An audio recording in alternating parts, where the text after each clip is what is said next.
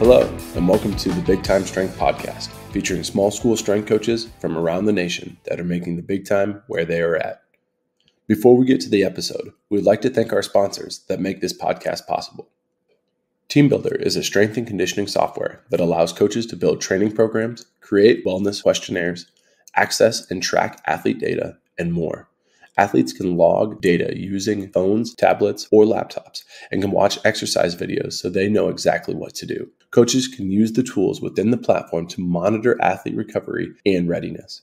Be sure to sign up now with code BigTime and you will gain access to a 30-day free trial. This episode is also brought to you by Powerlift. Taking your athletic facility from concept to completion can be a challenge. It is Powerlift's goal to make the process as seamless as possible from start to finish. Their weight equipment is made from the toughest materials that can withstand excessive use from coaches and athletes for years to come. It's sought after for its unique design, customizable appearance, affordability, and superior warranty that training facilities deserve. Powerlift helps design weight rooms with the athlete in mind, and they pride themselves on their ability to outfit athletic facilities based on a team's unique goals.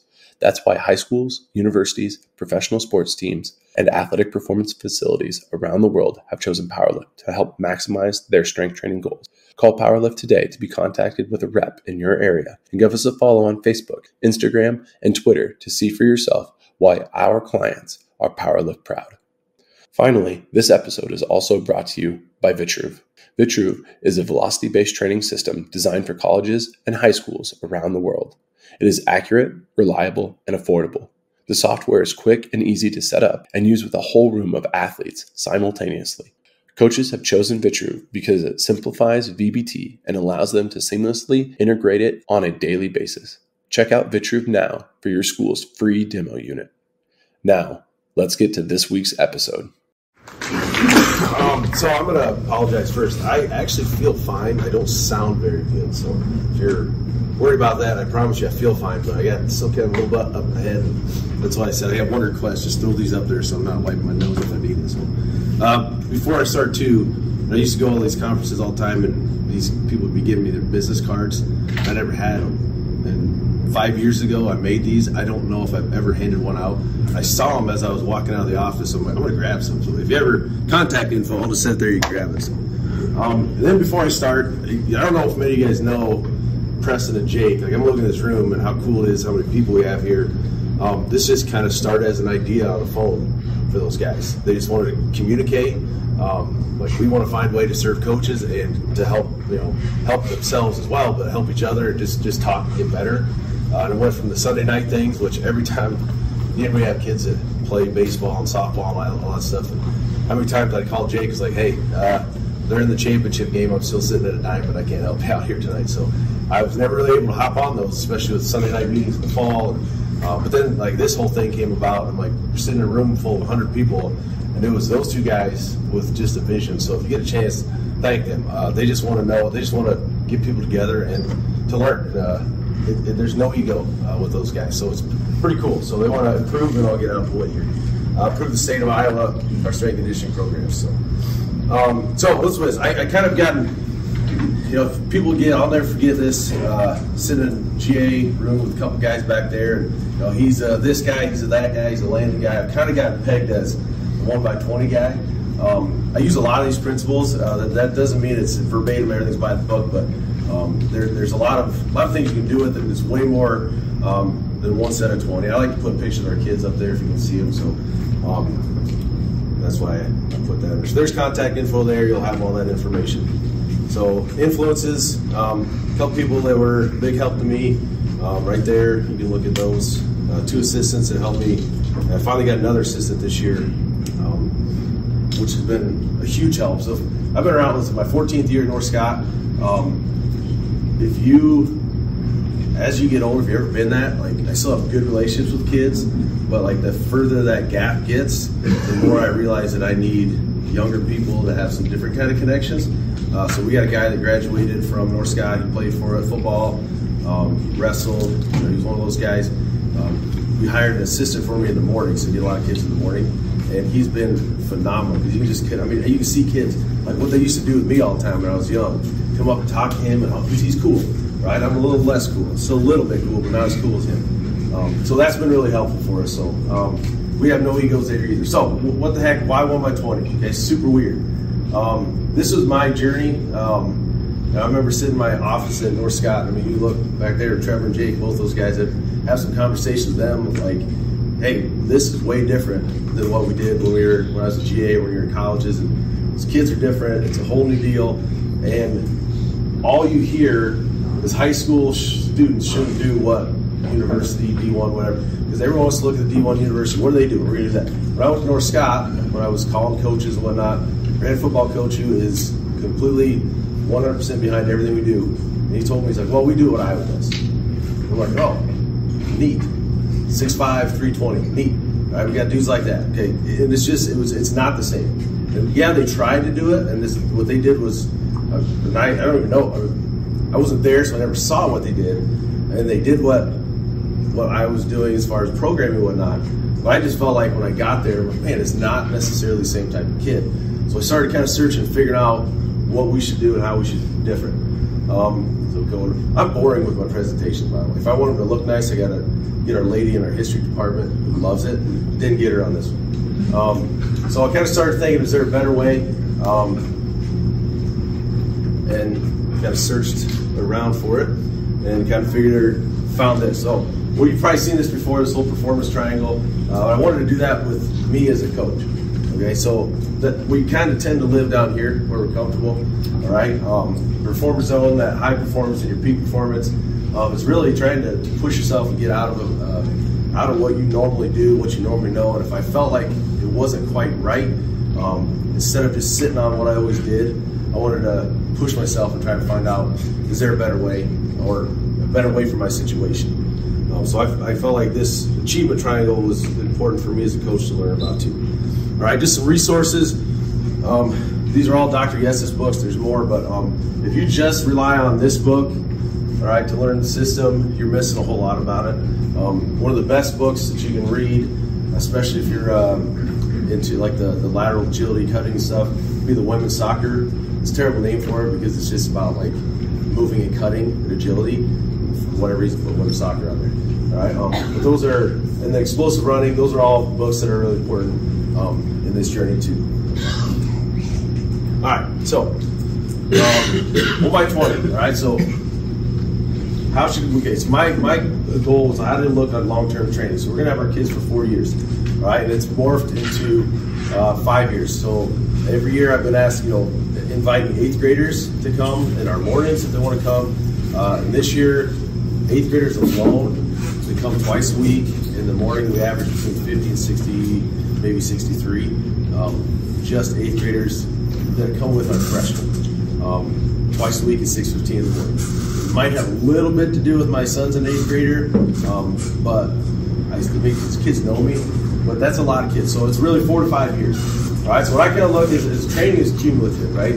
All right, so you can't, just what I do today, what I do next year, the year after, into my adult years, all right, it's all going to have a cumulative effect. If you talk to professional athletes, we have a kid that, you know Jared Brinkman, he went to UNI, right? So he's subbing in our district right now. And he took a break. He's like, hey, I got to go to Canada for a while.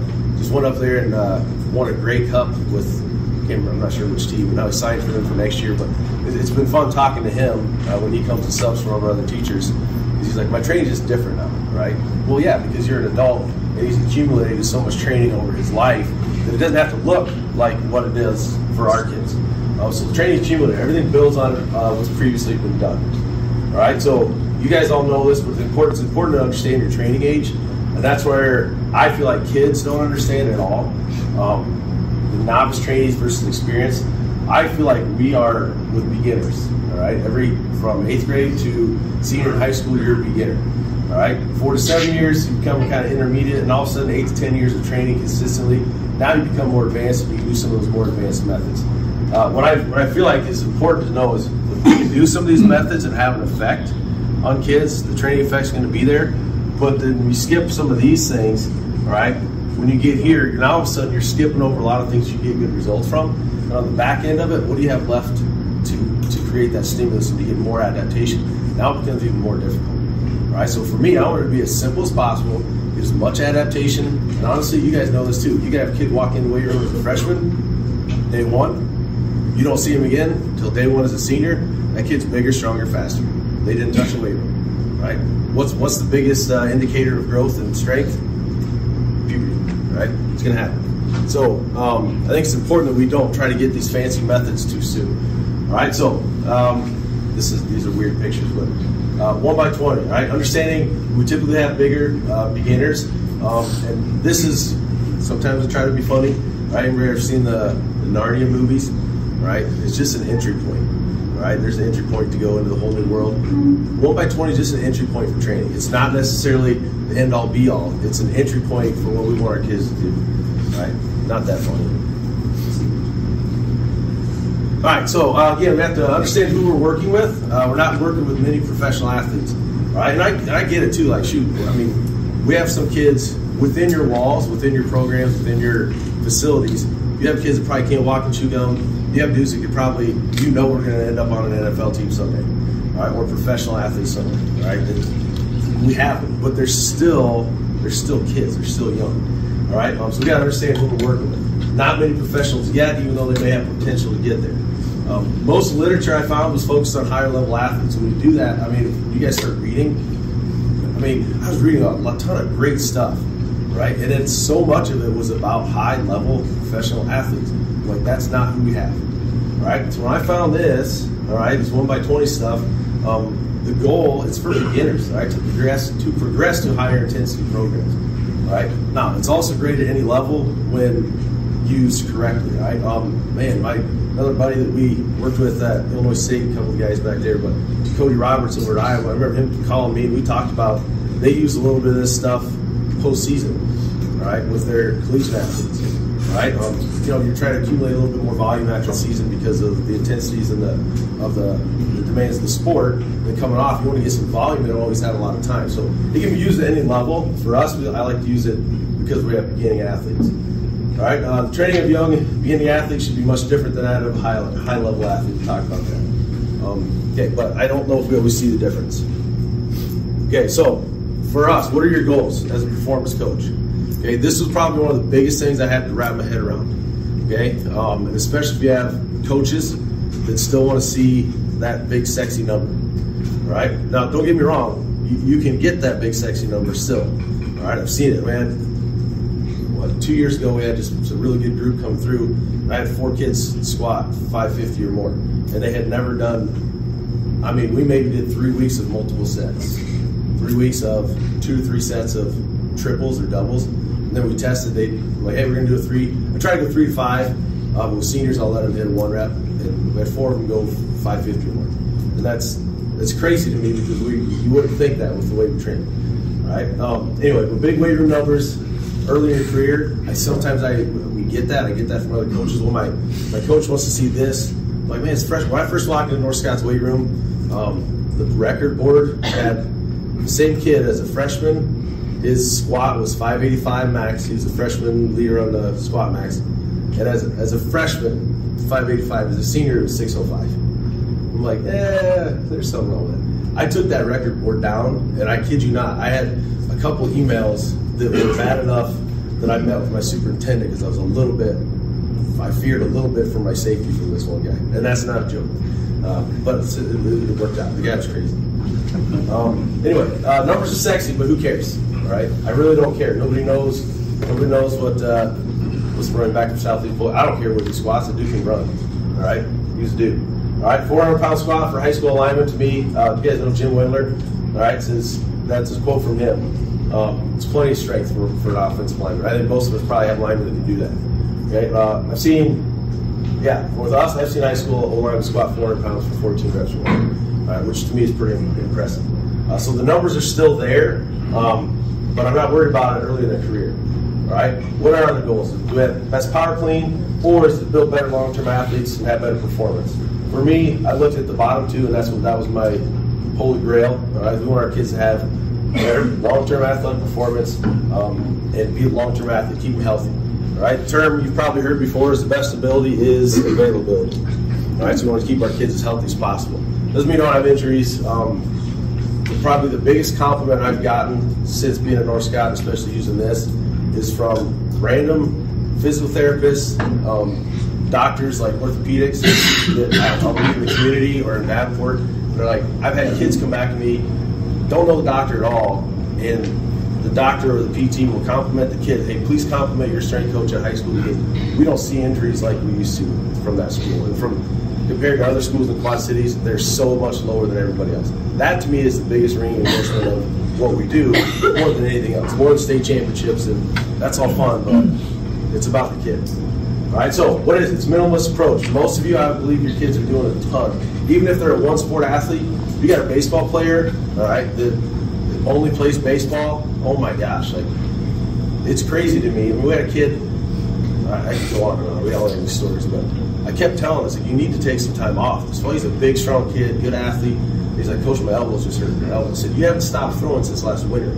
I finally told him, I said, after that, I said, you need to stop. Don't throw until after Christmas at the earliest. And he's taking some time off, and his elbows finally starting to feel a little bit better. I said, buddy, you're not going to be able to, you want to play in college, you're not going to be able to play because you can't throw. And he's a one-sport kid, so even those one-sport kids are busy. They're busy, they're doing a ton of stuff. So our minimalist approach does not mean soft, okay? It means we're trying to have the optimal training dose for that kid, right? Instead of how do we prevent overtraining, it's how do we provide optimal dosing without undertraining, right? So that's the mindset that I took. It used to be don't overtrain, they're all overtrained. That's what I see, right? So now it's trying to provide optimal dosing, make sure they get enough, right? They're in a constant state of submaximal fatigue. Because of this, athletes are often incapable of playing or competing at their highest levels during competition. That's from Dr. Yeses. And I see that a lot too. You guys get that too. Especially, we get it. We get the kids that, they're going to the Y, they're going somewhere else, and it's trying to manage everything they're doing. And then they're like, man, I just didn't perform well. And then that's when you get a chance to try to educate them. It used to really bother me. Because I wanted kids to look at me and be like, man, I trust that guy. I'm going to do everything he asked me to do. I'm going to hit it hard, and if he tells me to jump, I'm going to go how high. And well, now these kids, coaches will get big. Okay, I get it. Now let's do that in a way that we can try to make sure your performance doesn't suffer, and you don't suffer physically because it can be negative at times. All right, so what is it? Books are important. It's not simply 1x20. Kind of going quick. The rep ranges are vary throughout the program. So kind of just a basic overview of 1x20s. We'll start with a set of 20. Well, not even that, but we'll get it. We'll start with a set of 20, and then you go set of 14, then 8. Then you combine 8 and 14, or like 2 sets of 8. And I'll even take it further. Again, I don't always do this. We'll get to where we're lower volume in season, especially with our older kids. And it's worked pretty well. The kids like it. So the range is huge there, 4 to 12 weeks. If I have a novice kid, like our freshmen right now, haven't been out of 20 reps all year. All right, but they change exercises. It's a slow adaptation. We'll explain that as we continue to go here. By the way, you can stop and ask questions at any time. I can talk for 2 hours. No, I couldn't. All right. So what is it? Progressive levels. All right. We give. It's like when you're just starting out. I'll tell you this: our freshmen. I've got a whole other presentation on how we onboard our kids. When you come in as a freshman, well, 8th grader most of the time now, it's not just weight room 1x20. The best thing I have done since I've been here happened organically because I had 100 freshmen looking at me in the weight room about this size when I first got to know Scott, and I had no idea what to do. I had a couple volleyball girls walk by and look at me and like, you need some help? I'm like, please. They stuck and helped. Now I have 20 to 25 juniors and seniors that help me all summer, and we do like different stations. I've got a couple of coaches, but I've got high school kids, your juniors, seniors. Grace Buffelli, I know Grace Buffelli, she's a stud UNI basketball player right now. I mean, she's traveled all over trying to get scholarships, and when she was back in town, every time she could, she would be with our 8th graders, teaching them what we're trying to teach them in the weight room, right? Coaching them. So, like, that's such a big thing for me is get our older kids are coaching their younger ones in the summer. Gets the buy-in. I mean, those kids, they know who they are, right? Like, again, I got an 8th grader. I mean, this kid got to coach me. I mean, he loves it. All right, so that's another presentation. But we don't always just start with 1x20. So continue that rep range until your progress is stopped, and then you change exercise before reps. All right, then you change rep ranges and still progress and regress. So with our freshmen right now, like I like to start as much as I can unilateral. We'll just take bench. That's easy. We've been doing dumbbell pressing all semester. right? And the kids, if they're really in tune to what they're doing, hey, we're going to start with work up to 20 reps. They hit 20 reps. They did 25-pound dumbbell 20 times. Perfect. Next time, if you're ever ordering weight rooms, Tim O'Neill, Powerlift, told me this for high schools, get 2.5-pound increments. All right, so we go 5, 7.5, 10, 12.5. If you get a chance to do it, it's the best thing. All right, so our kids go from 25 to 27.5. All right, we do that all the way up to 50, 52.5. After 55, it's 5 pounds. All right, so the kid does that. All right, so next time they go 27.5, and he gets 18 reps. All right, next time you come in, you're going to keep 27.5. All right, you're going to get 19, 20. All right, coach, I got 19, 20, 21. Perfect. Go up to 30.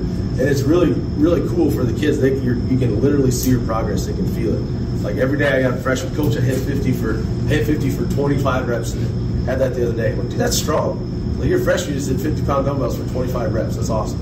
All right, we're going to go up a little bit, and now your volume's going to drop. Then you'll get to the point where they can't make that change. All right, so like I can't go higher weight. I can't hit the reps. All right, so now we're going to either change exercises or rep ranges. I tend to change exercises. So we'll go to, we've got different bars. So we'll go to a straight bar, and then I'll usually go back to like a single arm dumbbell. We've got Swiss bars. So I like to mix that up too, so it's not just the same exercise, just different variations. All right. Any questions so far? I know I'm going fast. Yes, sir. How do you manage the switch? Like if you have kids in the same rack that are using the dumbbells and they switch apparatus, how do you manage that? Great question. So are you talking about like say you and I are working together and I'm ready to change to the barbell and you're ready to, so like with a bench, usually we have powerlift benches too. Usually I'll have the kids with the bars, they can bring the dumbbells in the rack as long as the bench is out far enough. We have that a little bit. Usually what ends up happening is I'll change kids as a group anyway. I may have a few here and there, like I said, they're really in tune with what they're doing. And what that allows me to do, so that's a great question. Some kid, you guys know, you all have kids where you ask that kid or that group of kids how the training's going, how they're feeling, because you know that they're doing everything right. You trust what they do, right? So I'll have those kids when those kids are starting to need a change. That's usually when I'll change everybody, because what I found is not every kid is going to be in tune to what they're doing enough to know that they need it. Does that make sense? Great question. I do have a few times if there's some of those kids that are good like that, I'll switch them, and then they tend to manage it pretty well. We try to just not switching bars and whatnot, but like with dumbbell bench, they just hop in and do it in the rack. Just move the bar out of the way.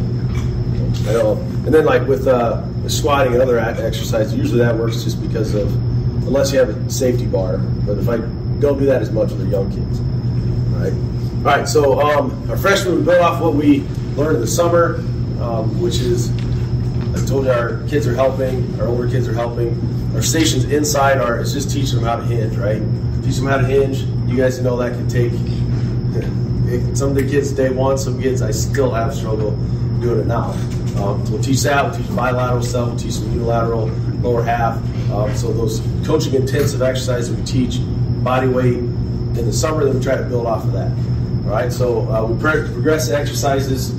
Again, you can start wherever you want to. I feel like I like to start unilateral because we have a lot of kids with imbalances. Do you guys see that? I mean, two that I see the most is we got a kid that's a volleyball player and she's a hitter. I mean, she'll stand in a squat rack, and once their shoulders come back, man, I was like, you're a righty, aren't you? Well, yeah. How'd you know? It's because your entire right side is so much stronger than your left side. Right? You see that with kids. So I like to start unilateral so they can feel like control with their non-dominant side.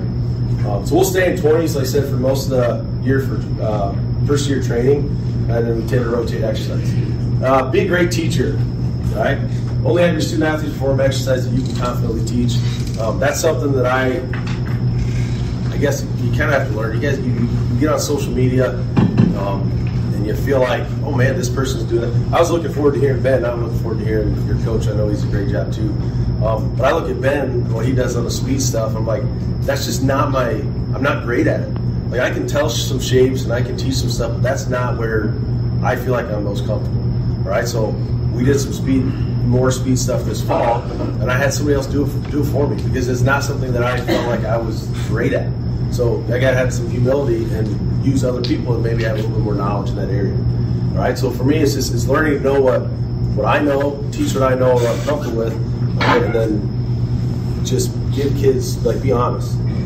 All right. So we have different levels. So level 1. All right. After that first 8 weeks of summer. So here's how we're kicking it off. This is after our kids have learned mechanics of the basic exercise. You want to move your hinge pattern, your squat patterns, your unilateral stuff, right? So we'll start by choosing 6 to 12 exercises. And now, my situation, so we'll have, okay, so we have 80-minute classes, but by the time we're in and out of the locker room and in the weight room, we're probably in the lab, which is our Lancer Athletic Building, probably in there for 55 to 60 minutes. All right, mornings I have about from 6:15 to 7:20, 25 for kids that are not in classes. We train in the morning. So we have an hour to an hour and 10 minutes.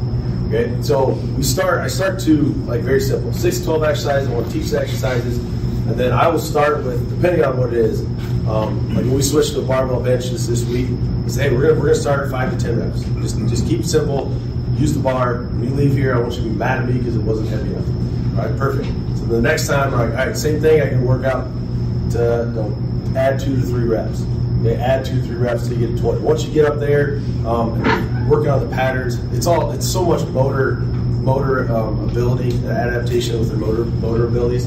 You watch it. Once they get to a bar, it's like, what is good? Like, their body is shaking. It's not they're weak. It's just they haven't adapted to their motor abilities yet. All right, so we perform each exercise for 1 set, 4 to 6 reps with light weight.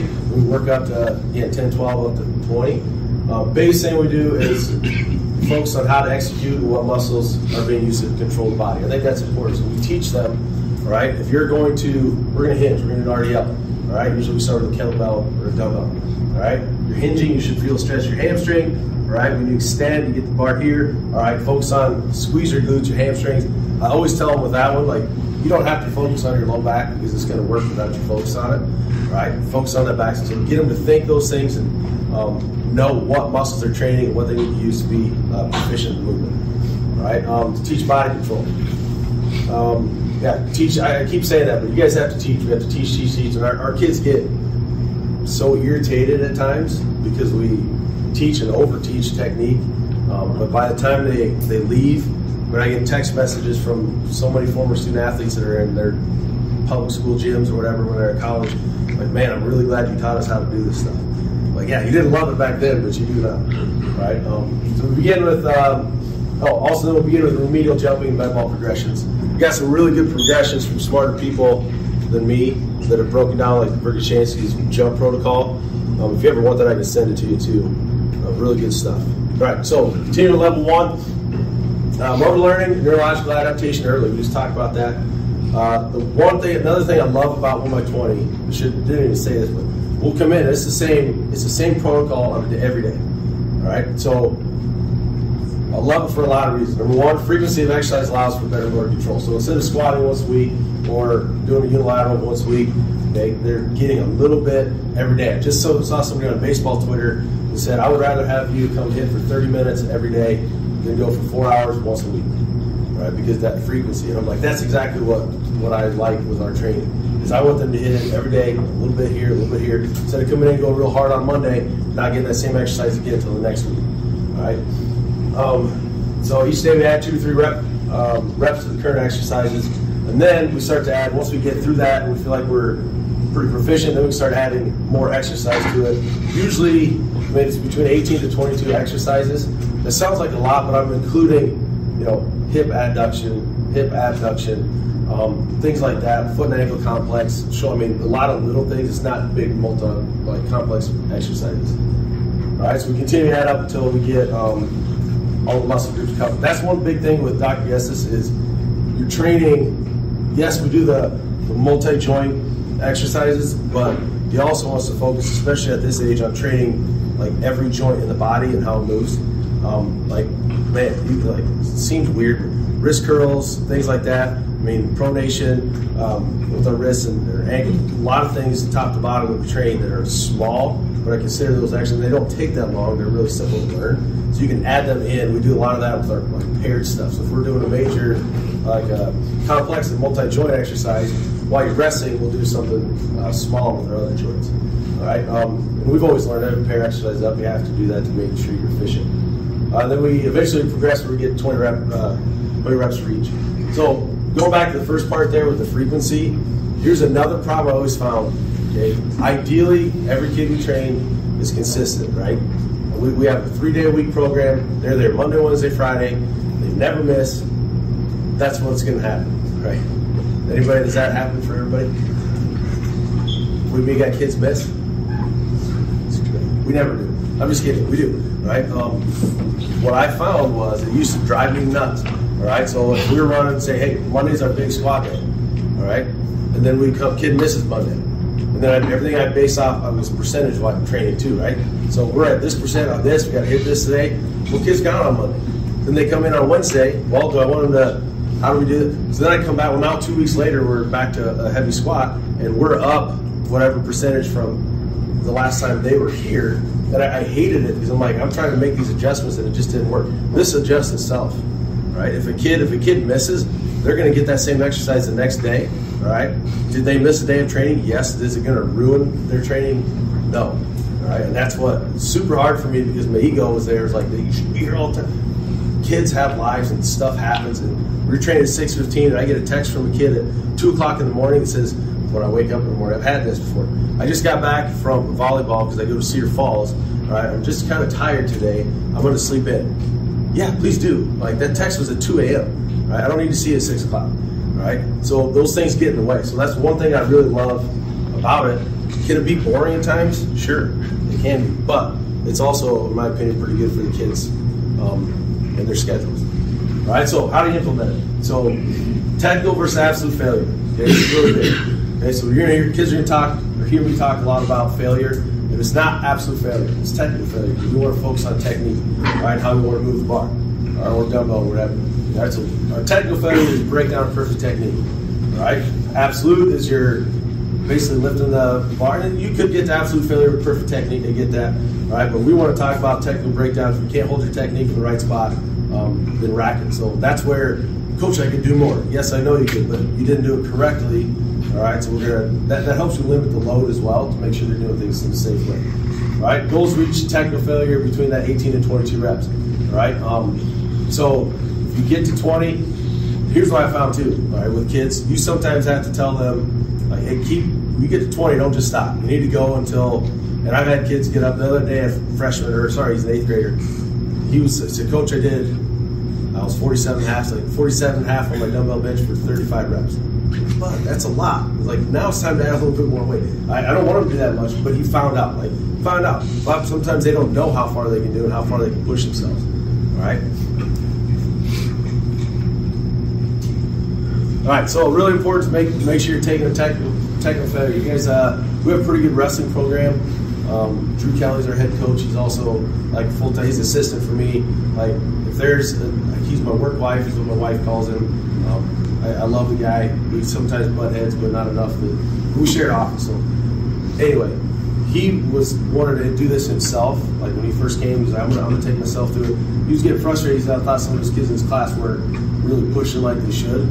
And I'll never forget when he got done. Like he was sweating, and I know I was this way. Like if I have hard workouts, like I'm an angry workout guy. It's like because you're tired, you're working, just kind of. He was pissed. He's like, I know they're not pushing like they're supposed to. It's like, this is freaking hard. Like, it is hard. It's like, but some of the kids don't want to push hard enough. And when they're first learning, all right, to understand, like, it's not soft. All right? When you're taking the things to technical failure, you're training hard. All right? Even if it's more than 20 reps. All right? Again, we've had kids hit 30 plus. But it is hard. Once kids figure that out and they push, and I tell them too, if you have 135 pounds on a squat, that's going to be hard at 20 reps. You still may be able to do 300 on a squat at 20 reps. It's still going to be hard. Doesn't matter. I don't care what weight. 20 reps is going to be hard. All right. So they have to figure that out. When they do that, it's crazy how strong kids get as well. All right. So technical failure is at 18. We kind of talked about that. All right. Next session goes the same intensity for next week. So you don't change weight unless you hit that 20 or more. All right, if you get 20 or more, then you add 5 pounds. Yep. Are they keeping track of this stuff, or is it in their head? Great question. All right, so I have a template. If you guys still use Excel, I can send you a template. It's a 3-week template. You got their exercise on it, and then I did it with my 8th grader recently. Used paper. We now use StrengthBuildr Pro, which is an online software program, which you can go back and you can look and find out what they did. They recorded on there. To be honest, I prefer paper. Right? If I know Preston's big on still. There's a lot of good things about the technology and about the TeamBuildr, StrengthBuildr Pro. I miss paper, but from a logistical standpoint, it saves me so much time using the online platform. But what I did is like we'll have 3 days a week, and I'll go. There's 3. I can send to you 3 days a week for 3 weeks. So technically, you have 9 workouts on there, so the kid can see. All right, I did. For this exercise, I did this weight, this many reps. Next time, I need to add this, or I need to stay at this weight. And then they just follow along. And after 3 weeks, like my 8th grader's got a year and a half of a book full of all this stuff. It was kind of fun to go back and watch and see what he was doing when he was in 7th grade, 6th grade. Again, and with my own kid, when I reference him, I'll never. If you guys have kids, don't force them to do anything. Right? If they want to do it, they'll tell you. I told him that. It's like, if you ever want to lift, you ask me. I will never tell you you're coming up. All right? What started it was when he was in 6th grade, he couldn't do a chin-up. He came up and said, Dad, I want to be able to do a chin-up. I said, okay, I can help you. I said, but are you going to? I said, I'll help you, but you got to do one thing. You're either going to commit and you're going to decide you're going to do it, and we're going to do this thing, or you're not. Like, if you commit, I'm going to hold you to it. That's when I decided I could push him. Now, once he said he was going to do it, then there were a few days where I'm like, hey, we're lifting. I don't want to. He said, no, we're going because you told me you're going to do it. Not that I forced him, but he told me what we were going to do, and I let him make the decision. And every time, verbatim, he said, Ben, I'm glad you made you come to me. But it was because I knew that's what he wanted. So just with your own kids, I know it's so easy to be like, to push them like that, but you have to let them make that decision before you start to push them. Right, just a little dad advice. Yes, sir. How do you manage your time within your 80 minutes or 60 minutes, whatever you have? Are they progressing on their own, or is there a certain time period that they have in order to get bench press done? Yeah, so like I like to move through, like we'll pair things up, right? So I like to move through as much as a group, as much as we can as a group. Now sometimes it's not always perfect. I use like older groups especially. I'm on a watching list, so I know everybody uses rack performance, right? So like you kind of rotate, do some of those things, right? So I learned from these guys back here. I mean, my buddy Trevor, I remember him walking around barking whistles. I learned how to do that, and I do everything on the stopwatch instead of with. So it's just how you learn what you're comfortable with. But I keep them moving. Then I try to rotate them. And it's not necessarily, all right, everybody. It's not always like everybody's doing exercise. Get it done, rotate. Get it done, rotate. I do that when I tell our kids they're on probation. Right. So if I feel like we're not moving at a clip that I'd like them to move, we're not focused, we're, for lack of a better term, grab-assing around doing stuff like that, then I say, hey, we're on probation next last period, which means you're every set and rep, you're on me, right? If not, then I can just kind of keep it flowing and say, all right, hey, we're moving on to this, everybody should be moving. Does that make sense? I don't know if it's not perfect, it's kind of worked for us, but I'll tighten the screws if I feel like I need to, if that makes sense. All right, okay, Question back. Yep. Yes, sir. Exercise order the same for every kid. For that day, is it the same for every day of the week they train? Great question. So with our freshmen, yes. All right, with our young kids, our exercise order will be the same. And I still do try to go your big multi-joint. You know, we will still do some Olympic stuff. I do a ton of med ball throws. Love to throw, love to jump, love to do explosive things. We do all that stuff at the beginning.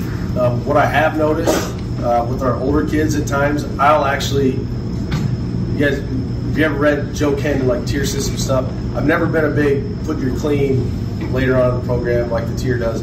But what I will do is maybe on Monday, our first big exercise is going to be our lower body bilaterals, like the squat variation. But I found if you do that first, and you have kids doing it like you're supposed to do it, it can wreck you for a while.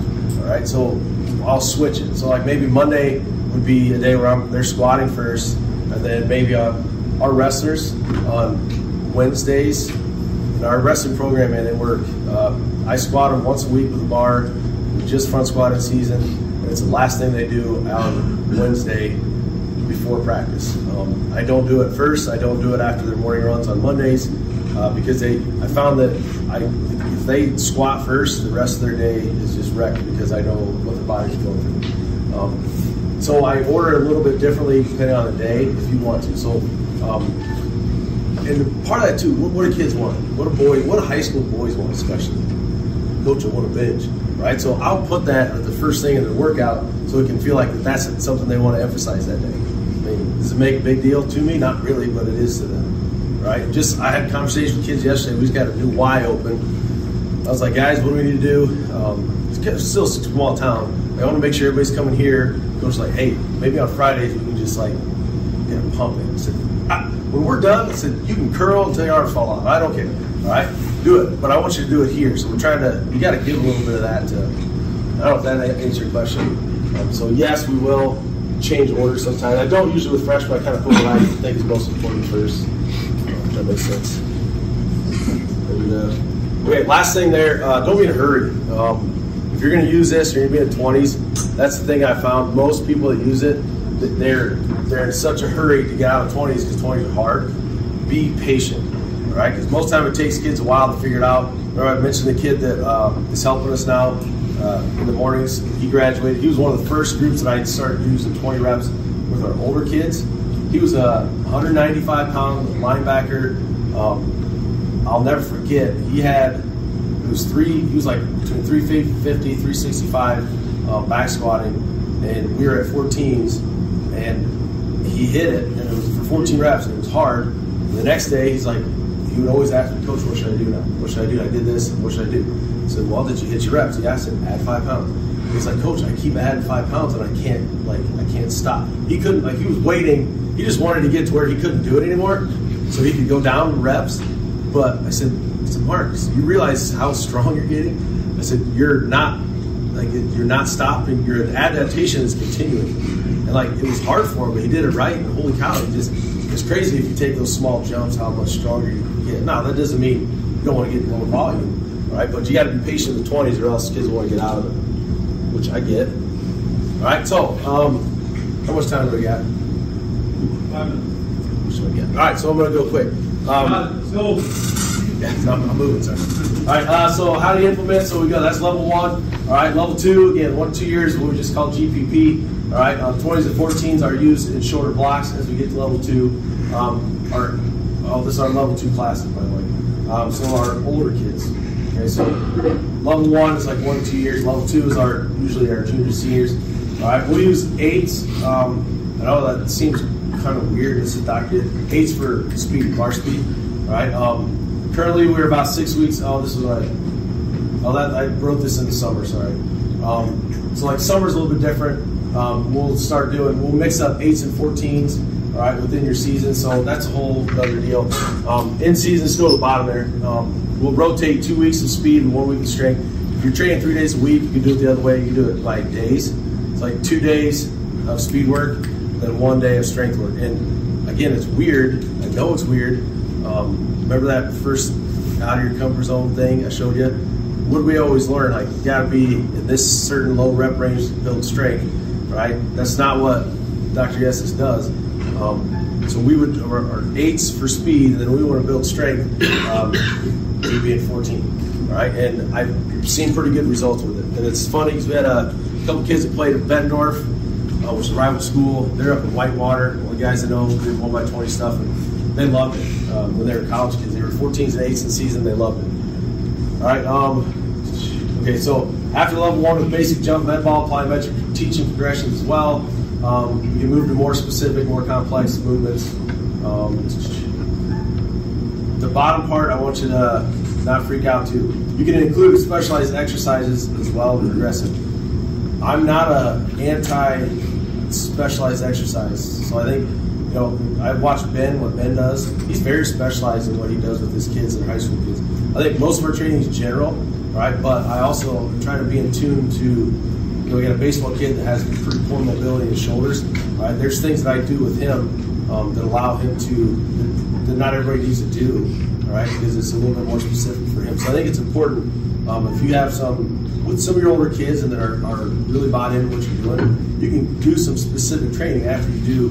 Now McLaughlin, he's gonna be, it's today, man. They play in the Mount Union in Warburg. He's quarterback in Warburg. That kid I had him every day. He came in the weight room every day. So I was able to do a lot of things for him to help him specifically with different things as a quarterback, which again, out of your general stuff first, and then we'd add some of the specificity. All right, so again, back to the why. It's simple, it's consistent, it's frequent. All right, it's easy to implement at first. High frequency executing exercise allows for greater neurological adaptation, which is huge. Big one there, stronger connective tissue. All right, soft tissue is easy, connective tissue is hard. All right, so when you're trying to, yes, the muscles are great, but all that connective tissue is where that injury prevention is going to come into, and that density of that training is huge for that. All right, a more effective exercise technique over time. Okay, allows for lower intensity. Oh, man, I got so much. Less stress on the nervous system, which train high school kids, all right, high intensity all the time. They want to come back, man, I'm tired, I'm sore, beat up. No, you don't have to be. It allows our kids to train their butt off and then go compete and not feel sore all the time, all right, but they still get strong. Then we just talked about that connective tissue, greater blood flow. Boom, all right. There's more there. Okay, again, these are a lot of reasons why. Increase aerobic capacity, muscular endurance, all right, which is huge, but also, to me, you have to build that before you get the strength and speed and power first or second. Has an oxidative effect, which will help develop cardiovascular system, build a better foundation for higher intensity training in the future. All right, it allows for recovery, which helps prevent fatigue, which helps reduce injury rates. All right, another ring endorsement. I'm gonna stop here. All right, specific. Okay, there's some videos of our kids. And all right, this guy right here, his brother, he played football at Iowa State, and his brother went this past summer. I get a text from him, and he says, "Coach," he's like, "I'm already in the second level group." Now, you guys get a lot of kids that do that, I'm sure. Like, they come out of a good program in high school, they go to college, they move up because they were taught about. All right, he says, "Everybody's dying, I'm just chilling." He's like, "What we did in high school has really prepared me for." So like, he's done all these heavy 20s and 14s and 8s, so now he gets to those high intensity stuff, it's not hard for him. All right, so he's like, "I'm just chilling." And as a junior who true sophomore this year, started playing quite a bit, and he was at 260 at the end, and he got a lot of playing time in the Big 12 schools, so that's pretty good. So last thing you guys know is how you motivate your kids. Number one is focus. Your focus is building relationships and trust. Listen to Coach Altoff, when he was at Baylor at the time, he said, "We're training people, not cattle." Just remember that. And there's one thing I told him, this last thing I'll leave you with. As a coach, right, we've had opportunities. I've had opportunities to do other things. You guys know that. I listened to Chris Peterson on Eric Horum's Blueprint podcast coming over here yesterday. There's something that really stuck with me. Right, he was at Boise State, had a lot of success for 8 years as head coach. Right, and he said that in the 8th year, something was just off. His wife said, "Something needs to change." All right, so what he did, he ends up finally taking a job going to Washington. He was in Washington for 5 years, and he goes in year 6, maybe 6 years. After year 5 into year 6, he goes, "I felt the same thing." He goes, so he got out of coaching. He's been out of coaching for 2 years. The thing that stuck with me that he said was, I'm getting chills thinking about it. He goes, "I traded the current set of problems that I had for a new set of problems, thinking it would solve my problems." Right? So I know what I've gone through personally. It's like, maybe things aren't perfect where you're at, maybe things aren't exactly how you want them to be. All right, but unless you do self-care, take care of I know it's so weird, it's school stuff, but he talked about getting mentors, having people you can look to and help coach you, like who coaches the coach. You do those things, it's going to really help you try to cultivate and water where you're at. And now you don't have to trade one set of problems for another. You can focus on improving, getting better where you're at. So I encourage you to do that as coaches. I know you guys, it's a tough job at times, even though it's very rewarding. So, Long, thanks for your time.